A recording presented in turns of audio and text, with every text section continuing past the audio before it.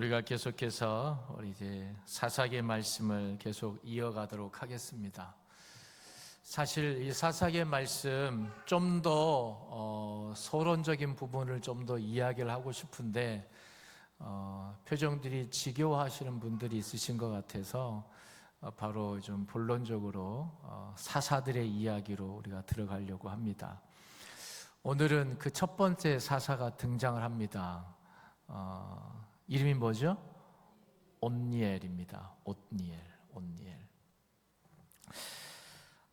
우리가 처음 만나는 사사는 이 옴니엘인데, 이 옴니엘이 사사가 등장하게 되는 이 배경을 우리가 좀 더 봤으면 좋겠습니다.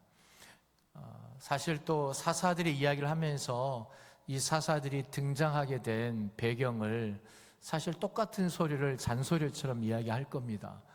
근데 여러분, 잔소리라는 건 뭡니까? 매우 중요하기 때문에 잔소리를 하는 거죠. 그렇죠? 여러분, 밥 먹어라. 그게 잔소리잖아요. 근데 왜요? 중요하니까. 안 먹으면 죽어요. 그렇죠? 그래서 잔소리입니다. 이 사사기의 배경이 되는 것은 무엇이 있겠습니까?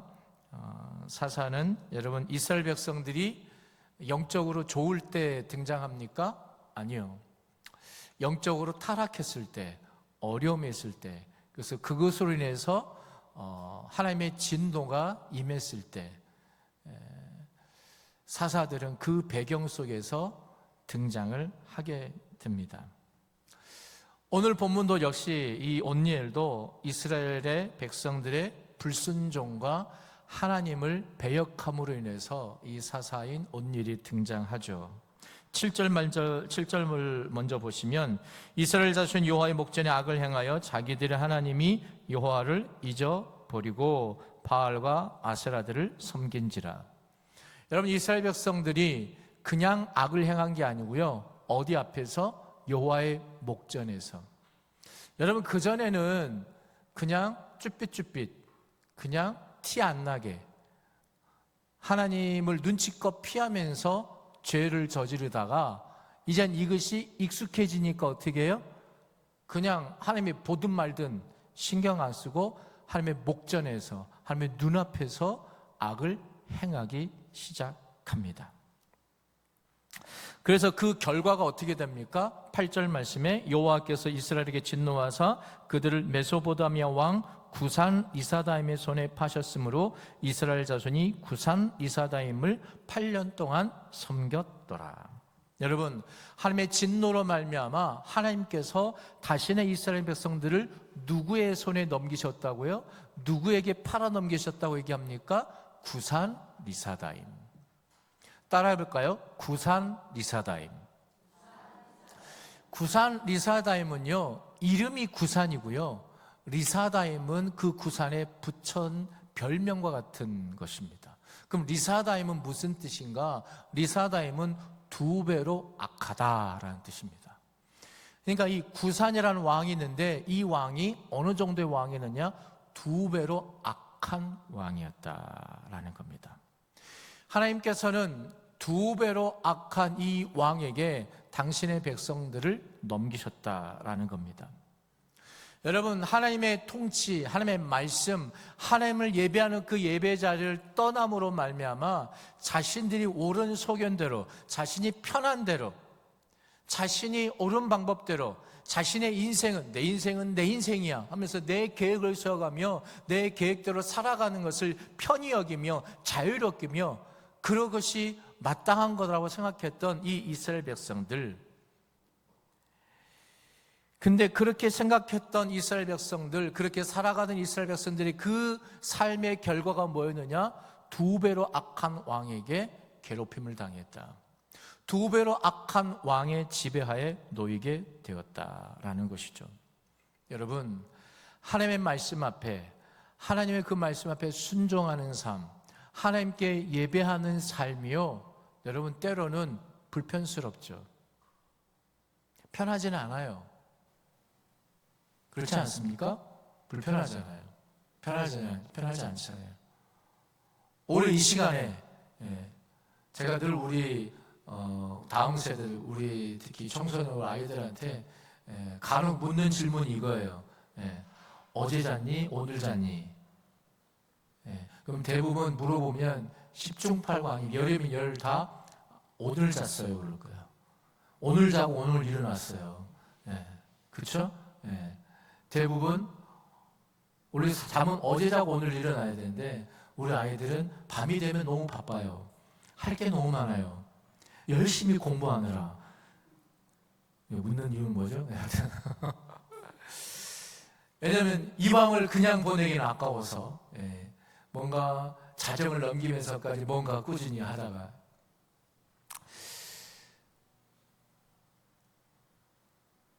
제가 왜 이런 얘기를 하느냐, 여러분 주일날 일찍 일어나는 게 참 힘들죠.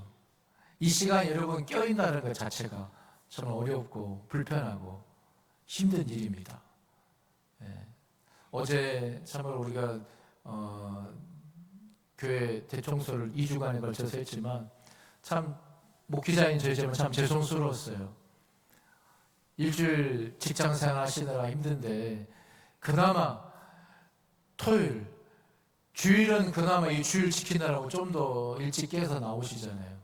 그나마 토요일 좀 더 편히 쉬시고 싶으실 텐데 교회 나오시는 분들한테 참 죄송스럽기도 하고 또한 감사하기도 했습니다. 여하튼 여러분, 우리가 하나님의 말씀 앞에 하나님의 말씀대로 산다는 거, 하나님을 예배한다는 거, 여러분 사실 좀 번거롭죠. 불편하기도 합니다. 이스라엘 백성들도 그렇게 생각했던 것 같아요.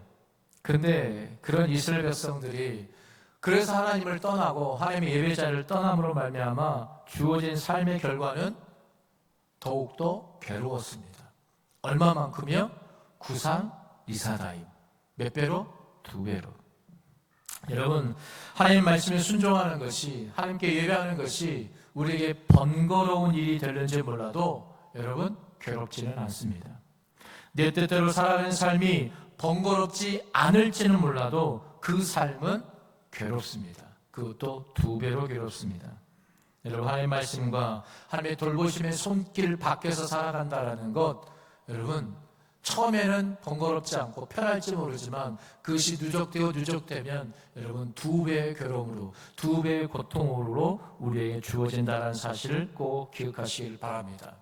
그래서 여러분, 내가 살아가는 삶의 자리가 평안과 안식의 자리가 아니라 고통과 괴로움과 정말 구산 리사다임과 같이 2배의 괴로움과 어려운 고난의 삶이라 하면 여러분 이스라엘 백성들처럼 다시금 주께 돌아와 주께 부르짖는 은혜가 있기를 축복합니다. 바로 이러한 부르짖음에 대한 하나님의 반응, 하나님의 응답, 하나님의 구원의 방법이 누구십니까? 바로 온니엘이다라는 겁니다. 9절 말씀 보시죠. 9절 봅니다. 이스라엘 자손 여호와께 부르짖음에 여호와께서 이스라엘 자손을 위하여 한 구원자를 세워 그들을 구원하게 하시니 그는 곧 갈렙의 아우 그나스의 아들 온니엘이라. 여러분 혹시 온니엘을 오늘 이 사사기 말씀을 대하면서 처음 들으십니까? 근데 혹 기억나신 분이 계실는지 모르겠지만 이 온니엘은 이 사사기에서 처음으로 등장하는 사사이긴 하지만 첫 기록된 인물은 아닙니다. 사실 이전에 여러분 여호수아 하면 떠오르는 사람이 있죠. 누구죠? 여호수아와 갈렙. 여러분 이 갈렙이 가나안 전쟁을 치르는 과정 속에서 기럇세벨이라는 성을 공격하는 그런 때였습니다. 근데 이 기럇세벨을 공격하기 전에 이 갈렙이 이스라엘에 있는 모든 이제 군대들에게 이렇게 얘기합니다. 저 기럇세벨을 쳐서 그곳에 있는 주민들을 몰아내고 저 성을 쳐서 점령하는, 가장 먼저 점령하는 자에게 내 딸 악사를 그의 아내로 삼게 해주겠다. 한마디로 내 사위 삼겠다라고 이야기를 합니다. 그리고 이 약속은 이 온니엘이라는 사람에게 이것이 들렸고요. 그래서 이 온니엘이 그 약속을 이루었고 마침내 갈렙의 딸을 자신의 아내로 삼게 된 인물, 그 인물이 누구냐면 온니엘입니다. 그 온니엘이 오늘 읽은 말씀에서 사사기에서 다시금 어떻게 등장하느냐? 하나님의 사사로 등장을 하는 것이죠. 여러분, 바로 그 약속의 주인공, 이 기라세벨을 점령해서 갈렙의 딸 악사를 아내로 삼고 갈렙의 사위가 되었던 이 온니엘이, 바로 이 온니엘을 통해서 하나님은 바로 구산 리사다임, 두 배로 악독한 그 왕의 손에서 이스라엘 백성들을 구원해내시는 그 응답, 구원의 응답을 이루어 가셨습니다. 그 기록이 10절에 나옵니다. 10절 말씀 보시지요.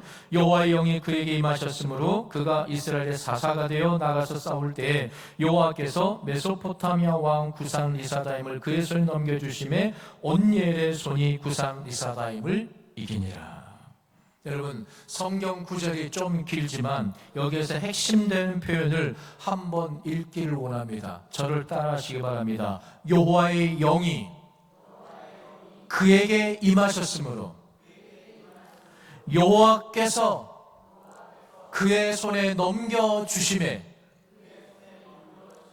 이기니라. 여러분, 성경은 단언합니다. 간단합니다. 온니엘이 구산 리사다임을 이겼다라고 단언합니다. 성경의 내용 가운데 온니엘이 구산 리사다임을 어떠한 전략을 가지고 어떻게 구산 리사를 몰아냈는가, 이거에 대한 장황한 설명은 다 덮어둡니다. 성경은 거기에 관심을 기울이지 않습니다. 그 말은 무엇입니까? 오늘 우리가 이 말씀을 대할 때 온니엘이 어떻게 이겼는가, 어떤 전략을 가지고 이겼는가, 거기에 초점 맞추지 말고 단순히 뭐였다? 이겼다. 근데 여러분, 그 이겼다는 그 이유, 성경은 딱 두 가지를 얘기합니다. 뭐예요? 첫 번째, 여호와의 영이 그에게 임했기 때문에. 첫 번째 뭐라고요? 여호와의 영이 그에게 임했기 때문에. 두 번째는 뭡니까? 여호와께서 그의 손에 넘겨주셨기 때문에. 누구를요? 구산 리사다임을 누구의 손에? 온니엘의 손에 넘겨주셨기 때문에 승리하였다라고 기록을 하고 있습니다. 여러분, 앞서 제가 온니엘을 소개하면서 온니엘은 누구의 사위라고 말씀드렸어요? 갈렙의 사위라고. 갈렙이 기라세벨을 쳐서 점령하는 사람에게 이 땅을, 이 성을 주겠다, 이 딸 악사를 주겠다라고 말한 그 약속을 여러분 온니엘이 들었고, 온니엘은 혈기가 왕성한 젊은이요, 여러분 열정이 있었고, 그래서 자신의 힘과 열정을 가지고 그 약속의 주인공이 되었습니다. 여러분, 철저하게 자신의 힘과 능력으로 어쩌면 갈렙의 사위가 되었고, 여러분 그 성을 얻게 되었다라는 것입니다. 그런데 여러분, 반면에 이 구산 리사다임을 이기는 것은 여러분 불가능한 일입니다. 자신의 힘과 능력으로는 가당치 않은 일이라는 것을 제가 말씀드리고 싶은 거예요. 왜냐? 여러분, 구산 리사다임은 어디 왕이라고 성경 기록하고 있습니까? 어디? 메소포타미아. 여러분, 메소포타미아가 혹시 상식적으로 혹시 메소포타미아 문명이라고 들어보셨습니까? 메소포타미아 문명. 여러분, 여러분 메소포타미아는 메소스라는 단어하고요, 포타미라는 단어가 합쳐진 거예요. 그러면 메소스라는 건 뭐냐? 메소스는 뭐냐면 여러분 합창해 보면 소프라노가 있고 알토가 있죠. 그리고 소프라노, 알토의 중간을 뭐라고 그래요? 메조 소프라노라고 합니다. 그래서 메조, 이게 메소에서 나오는 거예요. 이게 메조는 뭐예요? 가운데라는 뜻이에요. 중간이라는 뜻이에요. 그러니까 포타미아는 무슨 그냥 강이라는 뜻이에요. 그러니까 메소포타미아는 해석하면 어떻게 돼요? 강과 강 사이에, 강과 강 한가운데, 이걸 메소포타미아라고 합니다. 그래서 메소포타미아 문명하면 그 강과 강 사이에서 시작된 문명이라고 해서 메소포타미아 문명. 그 두 강이 뭐예요? 티그리스 강과 유프라테스 강이에요. 이 두 강줄기에 있는 게 메소포타미아 문명입니다. 혹시 세계사 공부하신 분들은 기억나시겠지만 거기에서 발달돼요. 왜냐하면 그 땅은 매우 비옥한 땅이기 때문에. 여러분, 강과 강사에서 계속 오랜 시간 퇴적된 그 땅이 모여가지고 비옥한 땅이 된 거죠. 그러니까 거기에서 문명이 발달할 수밖에 없는 거예요. 사람 살기 좋은 땅이니까. 예. 여러분, 그 땅 얼마나 수많은 사람들이 탐냈겠어요. 얼마나 많은 전쟁들이 끊이지 않았겠어요. 네. 그러니까 거기에서 세계 패권을 지닌 국가들이 거기서 다 등장을 한 거죠. 네. 바벨론, 페르시아 다 거기서 등장을 한 거예요. 그런데 바로 그의 패권을 지닌 왕이 누구예요? 구산 리사다임. 여러분, 온니엘이 열심히 노력해가지고 한 성, 한 고을을 빼앗는 것은 가능할지 몰라도, 여러분, 변두리의 국가가 아니에요. 변방의 국가가 아니에요. 그 당시에 세계 정세 가운데 가장 강력한 국가, 그 국가의 왕 구산 리사다임을 이기는 건 불가능합니다. 예를 들면 이런 거죠. 여러분, 제가 여러분 보시기에 참 별볼 거 없지만 그래도 제가 여러분을 식사 한 끼는 제가 사드릴 수 있는 능력은 되겠죠.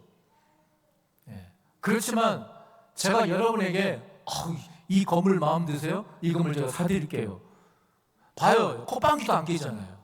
네. 별 관심도 없어요. 왜요? 그건 불가능하니까. 마치 그런 거예요. 온니엘에게 있는 능력은, 그래요, 한 성을 점령할 만한 능력은 되지만 한 국가를 상대로 할 능력은 안 됩니다. 그런데 여러분, 여호와의 영이 그에게 임할 때, 오늘 분명히 얘기합니다. 하나님께서 이 제국의 통치자 구산 리사다임을 누구의 손에 넘겨줬다고요? 온니엘의 손에 넘겨주었을 때 상황 완전히 달라졌다는 것입니다. 온니엘이 자기 스스로 힘을 내어서 한 성을 점령할 때 그는 자기 인생의 구원자, 자기 인생의 길을 여는 자가 되었지만, 여러분, 그가 성령의 충만함을 받고 쓰임을 받을 때 그는 민족의 구원자요, 민족의 앞날을 여는, 여러분, 그러한 자로 쓰임받게 되었습니다. 한번 따라해 볼까요? 우리 학생들 한번 따라해 볼까요? 열심히 살면 개인의 꿈을 이루고, 성령으로 살면 하나님의 꿈을 이룹니다. 아이들은 별로 관심 없고 여러분, 여러분, 열심히 살면 내 개인의 꿈을 이룰 수는 있어요. 여러분, 성령으로 살면 하나님의 꿈을, 여러분, 누구나 열심히 살면 자기 인생의 길, 하나의 길 정도는 열 수 있겠죠. 배운 게 없으면 몸으로라도 열심히 부지런히 일을 하면, 여러분, 자기 하나, 자기 가족 하나 어떻게든 건사할 수는 있을 것입니다. 내 꿈을 향하여 내가 열심히 사면 내 꿈 하나 정도는 이룰 수 있겠죠. 그러나 하나님의 꿈을 이루는 인생이 되려면 성령의 충만을 받지 않고서는 불가능. 사랑하는 저는 우리 활천의 가족들이, 특별히 우리의 믿음에 자라는 다음 세대들이, 여러분, 내 자신의 꿈만 이룰 뿐만 아니라 하나님의 꿈을 이루어가는 주의 사람들 다 될 수 있기를 축복합니다. 여러분, 우리의 삶이 나 하나 밥 빌어 먹고 살고 내 가족 하나 벌어서 먹여 살리는 그런 삶이 아니라 수많은 사람들을 먹여 살리는 그런 하나님의 나라의 귀한 동량, 이 대한민국 땅의 동량들 또한 될 수 있기를 주의 이름으로 축복합니다. 자, 그리고 여러분이 하나님의 말씀을 떠나고 하나님을 예배하는 예배의 자리를 떠나 자기 속에는 옳은 대로 행하던 이 이스라엘 백성들에게, 여러분, 말 그대로 이 구산 리사다임은 압박과 괴롭게 함과, 여러분, 하나님의 진노의 증거였습니다. 그러나 반면 하나님의 성령으로 충만을 받고 하나님께 쓰임받은 이 온니엘에게 있어서의 구산 리사다임은 이렇게 강한 제국의 왕을 하나님께서 이기게 하셨다라는 매우 기념비와 같은 하나의 간증의 스토리가 되었다는 것을 우리는 또한 기억해야 됩니다. 무슨 말입니까? 여러분, 사사로운 일이 세워지기 이전까지 이스라엘 백성들에게 있어서 여러분 구산 리사다임 하면 늘 좌절과 절망과 눈물과 괴로움을 대표하는 그런 상징적인 이름이었을 것입니다. 그러나 온니엘로 인하여 이 구산 리사다임은 이때로부터 이스라엘 백성들에게 있어서는 하나님의 말씀에 순종하고 하나님께 늘 예배함으로 성령의 충만을 받은 사람에게는 승리와 간증의 대명사로 바뀌게 되었을 줄 믿습니다. 저는 바로 이 시점에서 저와 여러분에게 이 질문을 하고 싶습니다. 여러분의 삶에서 여러분의 삶을 패배와 실패, 좌절, 절망으로 해석하게 만드는 여러분의 인생의 구산 이사다임은 무엇입니까? 또 누구입니까? 그 사람을 볼 때마다, 그 상황을 생각할 때마다 이것은 하나님의 진노 또는 징계, 이건 내 죄의 대가, 내 죄의 삭, 아니면 내 실패와 좌절과 절망의 이유가 되는 그 어떤 사람, 그 어떤 상황, 그 어떤 조건은 무엇입니까? 저는 여러분이 그것을 여러분의 좌절과 절망의 실패의 기념비적인 것으로 삼지 않기를 원합니다. 만약 우리가 하나님께 부르짖고 하나님의 성령을 우리가 붙든다면, 그리고 하나님이 내가 괴로웠던 그것을 내 손에 넘겨주신다면, 내가 생각할 때마다 진절머리 나게 생겼던 바로 그 이름, 그 구산 리사다임과 같은 그 이름이 여러분의 오히려 인생의 간증의 제목, 찬양의 근거, 예배의 근거, 여러분 좌절과 실패와 낭망을 넘어서서 희망과 간증의 역사로 바뀌게 된 놀라운 노래 제목이 될 줄 믿습니다. 여러분, 하나님의 성령이 온니엘로 하여금, 이스라엘로 하여금 구산 리사다임이란 이 단어를 재해석하게 만들었습니다. 우리에게 이런 은혜가 있어지기를 소망합니다. 여러분, 다윗이 하나님을 대표하여 나설 때에 골리앗은 우상을 섬기는 이방 족속을 대표하여 나섰습니다. 엘리야가 하나님이 살아계신 진짜 하나님을 대표하며 나섰을 때에 850명의 왕에게 초청받은 이방 선지자들, 그 외 잡다한 선지자들이 더 많았겠으나 그다른 우상신을 대표하는 섬기인자도 나타났습니다. 그러나 여러분, 그 대결을 우리가 기억할 때 골리앗은 어떤 의미가 됩니까? 이방신, 아세라, 바알신을 섬기는 우상신은 우리에게 어떤 의미로 바뀌어져 있습니까? 여호와만이 하나님이시다, 여호와만이 참된 신이시다, 여호와만이 우리의 삶을 열어주신다. 여러분, 그러한 해석으로 바뀌어지게 됐음을 기억하십시오. 여러분에게 또 다른 질문을 던지고 싶습니다. 여러분은 누구를 대표하고 있습니까? 세상의 관점과 세상의 해석을 대변하고 있습니까? 아니면 하나님의 관점과 하나님의 생각을 대변하고 있습니까?